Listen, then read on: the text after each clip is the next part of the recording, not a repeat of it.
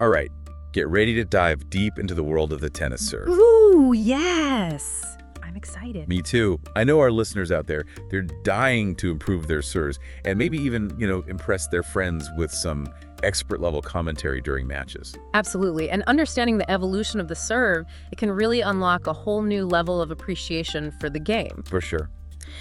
So for this deep dive, we've got some amazing sources lined up. Lay it on me.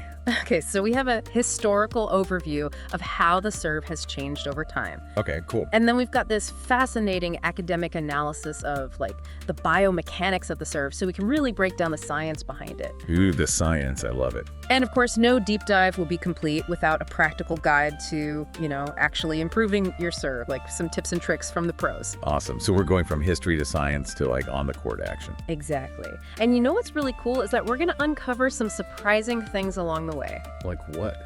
Give me a teaser.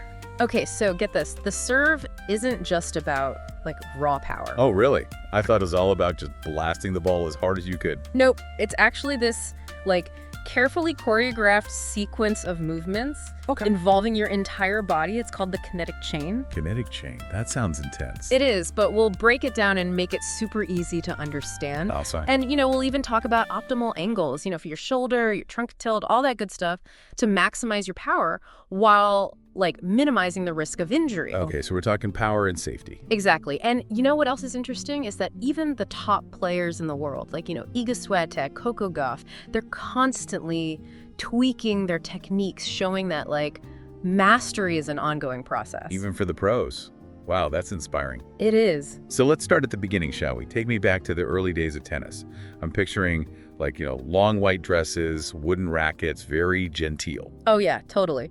Back then, the serve was basically just a way to start the point. Right, like a little tap over the net. Exactly. Our historical overview actually mentions how early players like Bill Tilden and Ellsworth Vines, they started to experiment with overarm serves, in the 1920s and 30s. Okay, so things started heating up a bit. Yeah, a little bit, but it wasn't until the mid-20th century that things really changed. Who was the game changer? Pancho Gonzalez. This guy, his serve was legendary, known for its power and precision. So he was the pioneer of the power serve. Totally. He really set the stage for the modern game we see today. But I think we can't talk about the evolution of the serve without mentioning the huge impact of technology, right? Yeah, absolutely. Those old wooden rackets. I know, right? Imagine trying to generate power with those things. But then, boom, the 1970s happened. The 70s, disco. And lighter graphite frames. Oh, right, the rackets. Yes. And, synthetic strings came on the scene, too. That must have been a game changer. Oh, totally. Players could suddenly generate way more power and spin, without killing themselves. Right, it's like trading in your old clunker for a sports car. Exactly. And that really unleashed the power serve, paving the way for, the incredible speeds we see today. Okay, so we've got power. But you mentioned something earlier about the biomechanics of the serve. Yes. This is where things get really interesting. The modern serve, it's not just about raw power, it's like a symphony of movements, this perfectly choreographed sequence that involves your whole body. I'm intrigued. Break it down for me. What's actually happening in the player's body when they serve? Well, one source breaks down the serve into this 8-stage model. It's pretty cool. 8 stages, wow. Yeah, from preparation all the way to the follow-through. Okay. And it really highlights what we call the kinetic chain. Kinetic chain, there it is again. What is that exactly? It's basically this idea that energy, it starts from the ground up. Imagine a whip cracking or a coiled spring, releasing all its energy. I'm visualizing it, okay. That's kind of what's happening in the serve. The energy starts with your legs. Huh. So it's not just about arm strength. Nope. It moves through your core, your shoulders, and then finally, boom, it explodes into the racket and the ball. It's like a chain reaction, kind of. Exactly. And each link in this chain, it needs to work perfectly to, maximize your power and efficiency. So it's like a whole body effort. Absolutely. And that's why a great serve, it's so tough to master. There are so many moving parts. Yeah, no kidding. And speaking of moving parts, what about footwork? I've always wondered, what's the deal with the different stances players use? Right. Footwork, it's crucial. So there are basically 2 main stances, the foot up and the foot back. Okay, can you give me an example of a player who uses each one? Sure. Think of Pete Sampras, classic foot up technique, getting that extra height and reach. Yeah, I could picture it. And then you've got Roger Federer. His foot back stance gives him this wider base of support, potentially more power. So which one's better? That's the thing. Research suggests there's not really a huge difference, like in the biomechanics between the two. And, interestingly, there's no significant difference between men and women either. Oh, interesting. Yeah, so that whole idea that they need to be taught differently, it's kind of a myth. Huh. That's fascinating. So it really just depends on the player and their style. Exactly. It's all about personal preference and, like, what works best for your game. Okay, I like it, so there's no right or wrong answer. Nope. But, we've talked about power, footwork. Now let's get into the fun stuff, the different types of serves. Yes. Flat, slice, kick. I'm ready to learn about all the spin. All right, so the flat serve, it's your straight shooter, minimal spin, all about power and speed, like a bullet across the court. Okay, I can picture that. Then you've got the slice serve. This one curves away from your opponent, super tricky to return. Oh, that sounds sneaky. It is. Roger Federer, his slice serve on grass, it's legendary. Oh, yeah, for sure. And then finally, we have the kick serve. This one bounces high, pushes your opponent back. Okay, so like each serve has its own personality. Absolutely. And they all have their purpose on the court. So how does a player decide which one to use? It all comes down to strategy, my friend. Strategy. Yeah, you got to consider the court surface, the opponent's weaknesses, even the score can play a role. Wow, so it's like a chess match almost. Exactly. A skilled player will mix up their serves to keep their opponent guessing. Oh, I see. Keep them on their toes. Exactly. And remember, there's a relationship between speed and spin. What do you mean? So the more spin you put on the ball, the less speed it'll have. Oh, interesting. So it's a trade-off. Yeah, do you want a super fast serve that might be less accurate? Right. Or a slower serve with more spin and control? It's a constant balancing act. This is so cool. I never realized how much thought and strategy goes into serving. It's a lot more than just hitting the ball hard, that's for sure. Okay, so now I'm dying to know. What are the secrets of the top players in the world? What makes their serves so effective?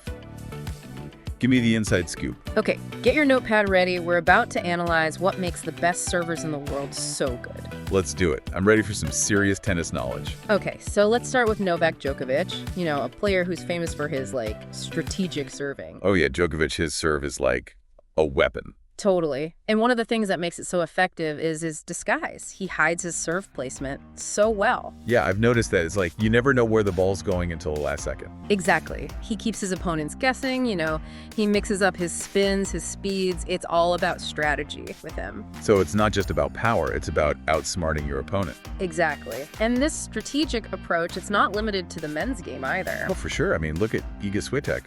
Her serve is incredibly consistent, especially under pressure. Absolutely. Swiatek, she's adopted this shorter, more compact motion.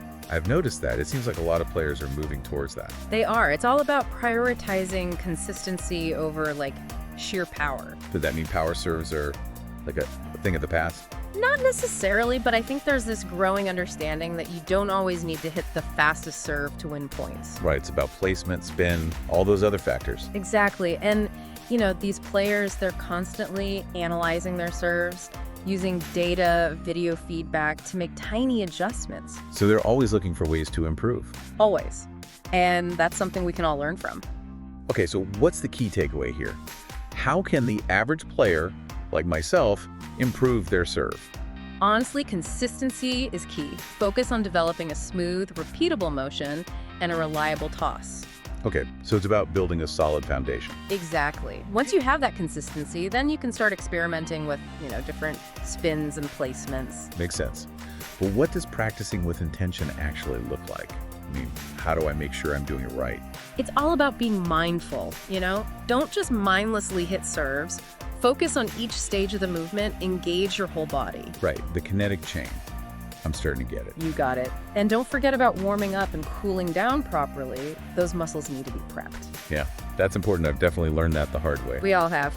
But another great tip is to use video analysis, film yourself serving, and then analyze your technique. That's a great idea. It's like having your own personal coach. Exactly. And speaking of coaching, let's talk about some common mistakes to avoid, things that can hinder your progress. Okay, I'm all ears. I definitely don't want to develop any bad habits. One of the biggest mistakes I see is overcomplicating the toss. That toss. Yeah, people try to get too fancy, adding spin, trying to place the ball perfectly. But just keep it simple. Exactly. Look at Coco Gauff's toss. It's simple, reliable, sets her up for a powerful, consistent serve. God, no more fancy tosses for me. And another common mistake is like trying to muscle the ball, forcing power instead of focusing on technique. Yeah, I'm guilty of that sometimes. It happens. But remember, the power comes from the kinetic chain, not just your arm. Right, engage the whole body. Exactly. Focus on a smooth, fluid motion. Let the energy flow through you. This is so helpful. I feel like I'm finally starting to understand the serve. And the cool thing is, these principles, they apply to so many other sports and activities too. Really? Yeah, think about baseball pitching, volleyball spiking. They all involve similar movements generating power from the ground up. Wow, so it's all connected. It is. And this is just the beginning. There's so much more to explore when it comes to the serve. Well, you've definitely inspired me to keep learning. I'm feeling ready to take my serve to the next level. That's awesome. Remember, practice makes perfect, and don't be afraid to experiment. Okay, I'm going to hit the courts and put all this new knowledge to the test. That's the spirit. And remember, have fun.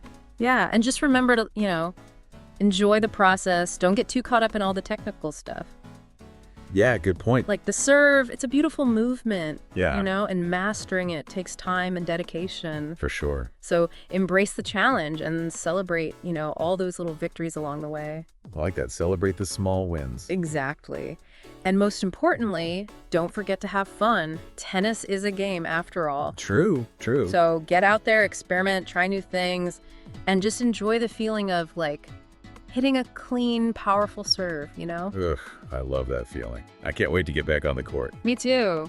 Well, this has been an awesome deep dive. Thank you so much for sharing all your knowledge with me and our listeners. My pleasure. It's been fun. I feel like I've learned so much, and I'm sure our listeners have too. Yeah, I hope so. The serve is such a fascinating part of the game. It really is. And like you said, it's not just about power. It's about strategy, technique, the whole kinetic chain thing. Exactly. And the best part is, this knowledge can be applied to so many other areas of life, too. Oh, yeah, for sure. Like you were saying with baseball pitching and volleyball and all that. Totally. It's all about understanding how your body moves and how to generate power efficiently.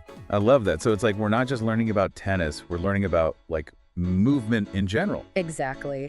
And that's the beauty of these deep dives. We start with one topic and we end up exploring all these different connections and ideas. It's amazing. Well, I think our listeners are ready to go out and practice their serves now. I hope so. Go out there, have fun.